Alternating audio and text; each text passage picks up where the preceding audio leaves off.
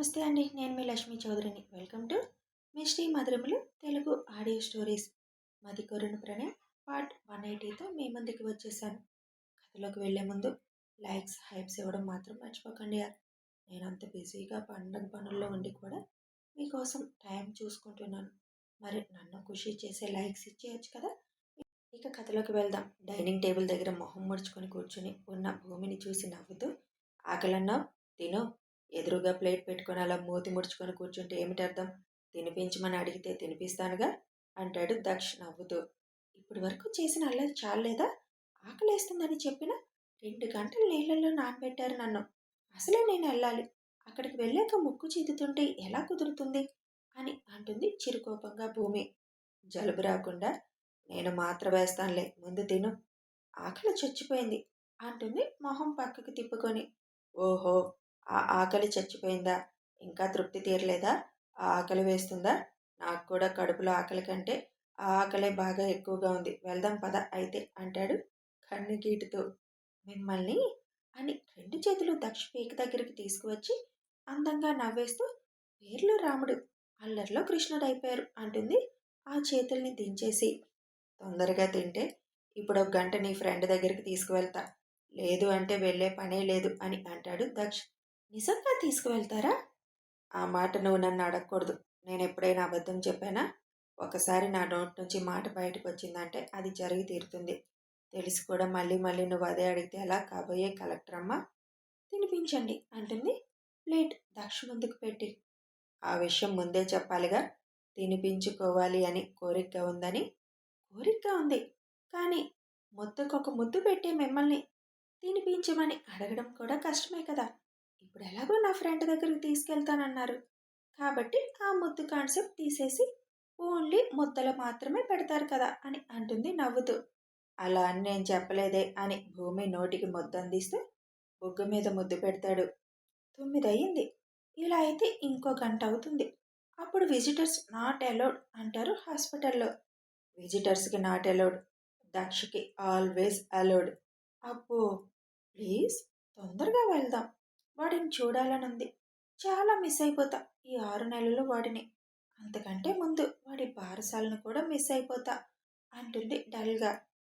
కొన్ని కావాలి అంటే కొన్ని సాక్రిఫైస్ చేయాలి. అది నీకు తెలుసు. అయినా ఇప్పుడు వాడికి ఏం తెలుసు? 6 నెలలు వచ్చాకే వాడి ఆటలు కూడా మొదలవుతాయి కదా. ఇక అప్పటి నుంచి అమ్మ కొడుకులు ఇంట్లో గందరగోళం చేస్తారుగా. అప్పటిదాకైనా మమ్మల్ని ప్రశాంతంగా ఉండనివ్వండి అంటాడు దక్ష్.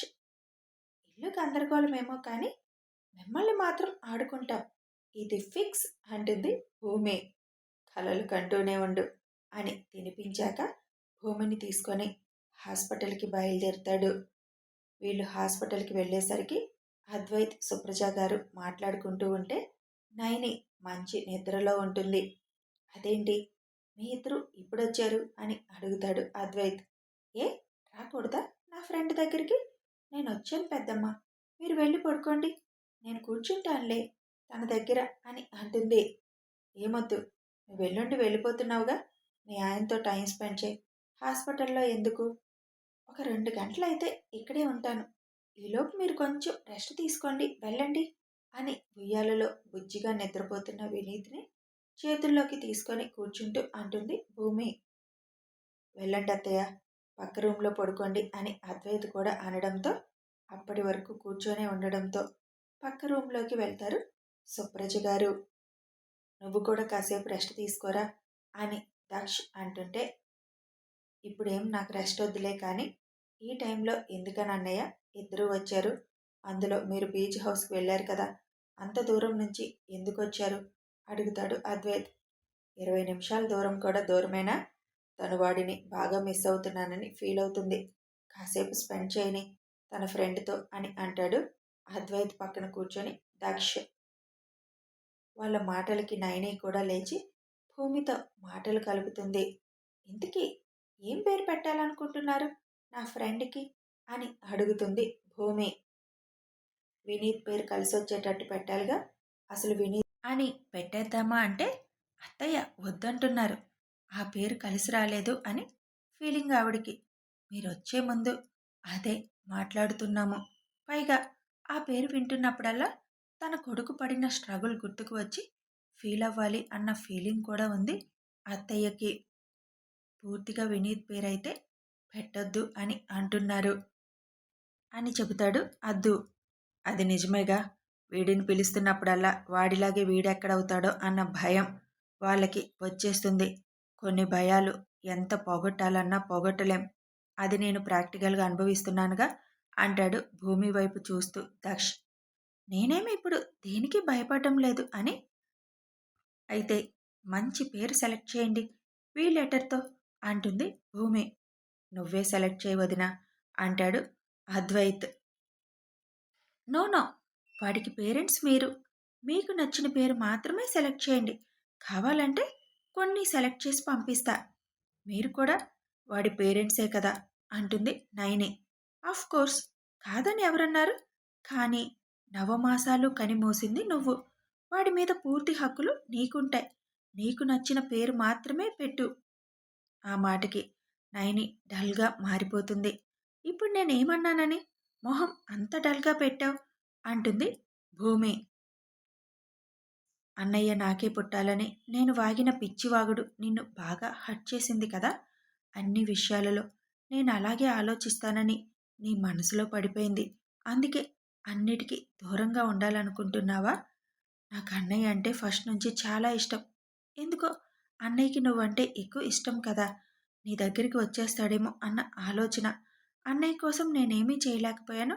కనీసం అన్నయ్యని నవమాసాలు నేను మోసి కనాలి అన్న పిచ్చి వెర్రితనం నన్ను అలా మాట్లాడేలా చేసింది తప్ప నేను నీ మీద కోపంతో కానీ అసూయతో కానీ నాకే దక్కాలి అని అస్సలు అలా అనలేదు.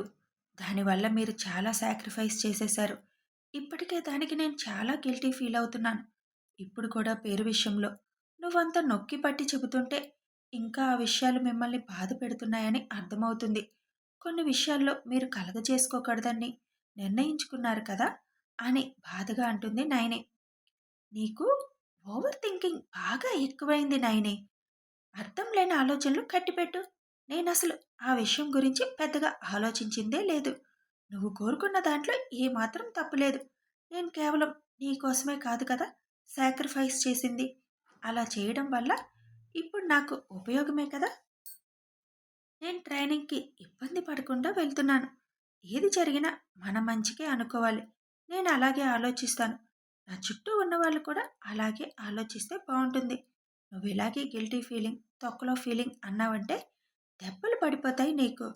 వయసులో నీకంటే చిన్నదానిని అయినా తోడికోడలుగా నీకు అక్క అవుతాను.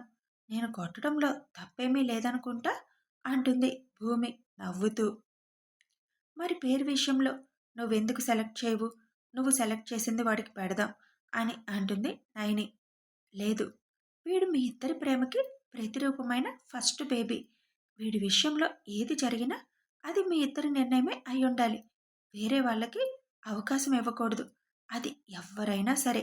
కొన్ని కొన్ని విషయాలలో సెల్ఫిష్గా ఉండాలి నైని. నేనైతే నా బేబీకి నేను మా ఆయన ఇష్టంగా ఎంచుకున్న పేరు మాత్రమే పెడతాం.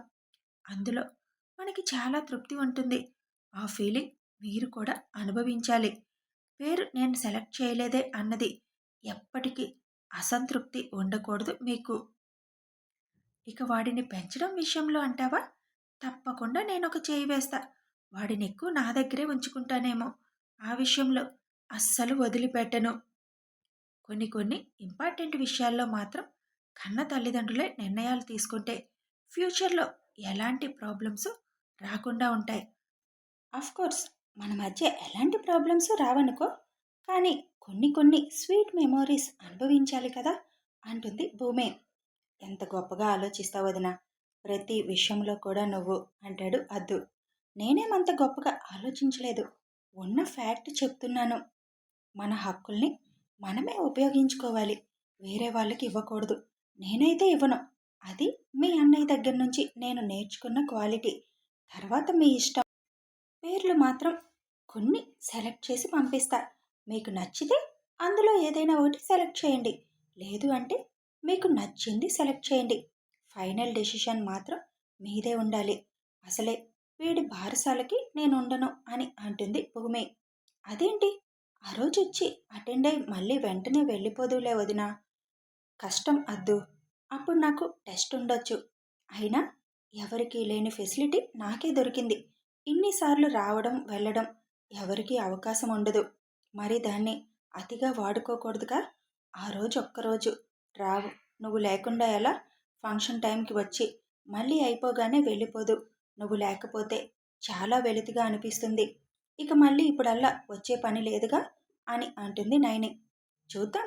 అప్పటికి నాకు ఇంపార్టెంట్ అసైన్మెంట్స్ ఏమీ లేకపోతే నా ప్రియమైన ఫ్రెండ్కి పేరు పెట్టే ఫంక్షన్కి రాకుండా ఎలా ఉంటా అని ముద్దు పెట్టి వాడిని ఉయ్యాల్లో వేస్తుంది. 2 గంటలు అన్నవాళ్ళు 3 గంటలు అయ్యే వరకు ఉండి అప్పుడు బయలుదేరుతారు హాస్పిటల్ నుంచి. నార్మల్ డెలివరీ కావడంతో బాగానే ఉండడంతో తర్వాత రోజే నైనిని పంపించేస్తారు. సుప్రజ గారి ఇంటికే తీసుకువెళ్తారు ఆవిడ. అందరూ అక్కడికే చేరుతారు వినీత్కి వెల్కమ్ చెప్పడానికి. గ్రాండ్గా ఇంట్లోకి వినీత్కి వెల్కమ్ చెప్పగానే హాల్లో ఉన్న వినీత్ పెద్ద ఫోటో ముందుకు వెళ్ళి థ్యాంక్ యూ అన్నయ్య, నా దగ్గరికి వచ్చేసినందుకు అంటుంది నైని. వినీత్ నాయనమ్మ నడవలేక హాస్పిటల్కి రాకపోవడంతో తీసుకువెళ్ళి ఆవిడ ఒడిలో పడుకోబెడుతుంది బాబుని. మీ నాన్న చెప్తుంటే ఏదో అనుకున్నాను, కానీ నా మనవడే వీడు, అచ్చం అలాగే ఉన్నాడు అని అంటారు ఆవిడ ఆనందంగా. అందరూ అక్కడే లంచ్ చేశాక సరదాగా కూర్చుంటారు. ఇంక మీరు కూడా బేబీకి ప్లాన్ చేయండి బావా అంటాడు విజయ్.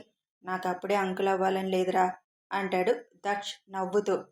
అంటే ఇప్పుడు మేము అంకుల్స్మా అంటాడు విజయ్ చిరుకోపంగా. డౌటా? ఫాదర్ అయ్యారంటే అంకుల్ అయిపోయినట్టే. నేను అంకుల్ అవ్వాలని అనుకోవడం లేదు. అప్పుడే అక్కడికి వస్తుంది వనజ. హాస్పిటల్కి వద్దామనుకున్నాను, కుదరలేదు. ఇందాక ఫోన్ చేస్తే ఇంటికి తీసుకువస్తున్నారు అని చెప్పారు. అందుకే చూసి వెళదామని వచ్చాను అని అంటుంది మొహంలో నవ్వు పులుముకొని. పర్వాలేదులే అని సుప్రజ గారు అంటుంటే అక్కడ దక్ష ఉండడం చూసి కొంచెం బెదిరినా భూమిని బాధ పెట్టాలన్న ఆలోచనని ఇంప్లిమెంట్ చేయడానికి ధైర్యం చేస్తుంది వనజ. వనజ అక్కడికి రావడంతోటే విసుగ్గా మారిన దక్ష మొహాన్ని చూసి అద్దు, మీ అన్నయ్యని బయటికి తీసుకువెళ్ళు, లేకపోతే రూమ్లో తీసుకువెళ్ళిపో. ఆవిడని చూస్తేనే ఆయనకి నచ్చదు. ఆవిడ నోరు తిన్నగా ఉండదు, ఏదో ఒకటి వాగుతూనే ఉంటుంది. ఆయనకి కోపం వస్తుంది. లోపలికి తీసుకువెళ్ళిపో అని భూమి అద్వైత్ ఫోన్కి మెసేజ్ చేస్తుంది. అద్వైత్ మెసేజ్ చూడగానే ఉండని వదిన, అన్నయ్య ఉంటే ఏం మాట్లాడదు, లేకపోతే ఏదో ఒకటి వాగుతుంది అని తిరిగి మెసేజ్ చేస్తాడు. వాగితే నేను కూడా ఊరుకోనులే, ఆయనకి కోపం వస్తే రియాక్షన్ వేరేగా ఉంటుంది కదా అని మెసేజ్ చేస్తుంది. పక్కనే కూర్చున్న దక్ష్ అక్కడ తన సతీ, ఇక్కడ తమ్ముడు ఇద్దరు ఫోన్లో టైపింగ్ చేయడం గమనించి వీడికేం మెసేజ్ చేస్తుంది, నన్ను ఇక్కడ నుంచి తీసుకువెళ్ళమనా అని అనుమానంగా ఫోన్ లాక్కొని చూస్తాడు. భూమి తల కొట్టుకుంటూ దొరికిపోయాం అనుకుంటుంది. ఆ మెసేజ్లు చదివి నేనేం మాట్లాడను, ఆవిడేం మాట్లాడినా నువ్వు సైలెంట్గా ఉంటే నీకు పడతాయి అంటావుగా భూమిక దక్షత్ అని. చూస్తా, ఆవిడేమైనా ఎక్కువ తక్కువ మాట్లాడితే నువ్వు భూమిక దక్షతగా మారుతావో ఉట్టి భూమికగానే ఉండిపోతావు అనేది. నేనైతే ఇన్వాల్వ్ అవ్వను అని చెప్పి మెసేజ్ చేసి అద్వైత్ చేతిలో ఫోన్ పెడతాడు. ఆ మెసేజ్ చూసి వెంటనే దక్ష వైపు చూసి లవ్ యూ అని పెదాలతోటే చెబుతుంది. పెదం విరిచి తనుంటే ఎలాగూ వనజ మాట్లాడడానికి కొంచెం ఆలోచిస్తుంది. అసలు ఏం చేయాలని వచ్చిందో చూద్దామన్నట్లుగా ఫోన్ వచ్చినట్టుగా ఫోన్ తీసుకొని బయటికి వెళ్ళిపోతాడు దక్ష్. అప్పటి వరకు బాబుని చూసి వినీత్ గురించి మాట్లాడుతూ ఓరగా భూమిని చూసి భూమి నవ్వు చూసి తిట్టుకుంటూ ఇంకో పక్క తను మాట్లాడాలని ఉన్న దక్ష ఉన్నాడని తడిచి ఉన్న వనజ ఎప్పుడైతే దక్ష బయటికి వెళ్ళాడో ఇదే కరెక్ట్ టైం, నవ్వుతూనే చొరకంటించాలి అనుకుంటుంది. అసలు దక్ష ఈ టైంలో ఉండడు, ఆఫీస్కి వెళ్ళిపోతాడు అన్న ఆలోచనతో వస్తుంది.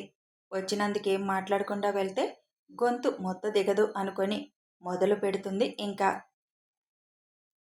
వైజయంతొదిన, పెద్ద కొడుకు కన్నా ముందు చిన్న కొడుకు తండ్రి అయ్యాడు, కూతురు కూడా తల్లి కాబోతుంది. మరి పెద్ద కోడలు ఇంకా ఏ శుభవార్త చెప్పలేదేంటి? పెళ్ళై సంవత్సరం దాటిపోయింది కదా, సంవత్సరంలోపు ప్రెగ్నెన్సీ రాకపోతే ఏదో ప్రాబ్లం ఉన్నట్టేనంట. చూపించకపోయారా ఒక్కసారి? ఇలా అంటున్నానని ఏమనుకోకండి వదిన, ఆ అమ్మాయి అసలే చిన్నప్పుడే మీ దగ్గరికి వచ్చింది కదా, మరి ఏం ప్రాబ్లమ్స్ ఉంటాయో మనకి తెలియదు కదా. ఒకసారన్నా టెస్ట్ చేయించాల్సింది. లేదా ఆ అమ్మాయి జాతకాన్ని చూపించారా? ఏదైనా దోషం ఉందేమో. అందుకే జాతకాలు చూసి పెళ్లి చేయాలి అని నోటికి పని చెబుతుంది వనజ. ఫోన్ అని బయటికి వెళ్ళిన దక్ష్ భూమికి ఫోన్ చేయడం, భూమి దాన్ని యాక్సెప్ట్ చేయడం జరిగిపోతాయి. తెలుసు అక్కడేం జరుగుతుందో వినాలి అనుకుంటున్నాడు అని. ఫోన్లో ఆ మాటలు వింటాడు. వైజయంతి గారు మాట్లాడబోతుంటే, అవునా ఆంటీ, సంవత్సరం లోపు పుట్టకపోతే లోపం ఉన్నట్ట? మీరేమైనా గైనకాలజిస్టునా లేక ఆస్ట్రాలజిస్టా అని అడుగుతుంది భూమి. కథ కొనసాగుతుంది. మరి దక్ష కోరుకున్నట్టు భూమి వనజకి సమాధానం కరెక్ట్గా చెప్తుందా లేదా తెలియాలి అంటే ఫాలో అయిపోండి.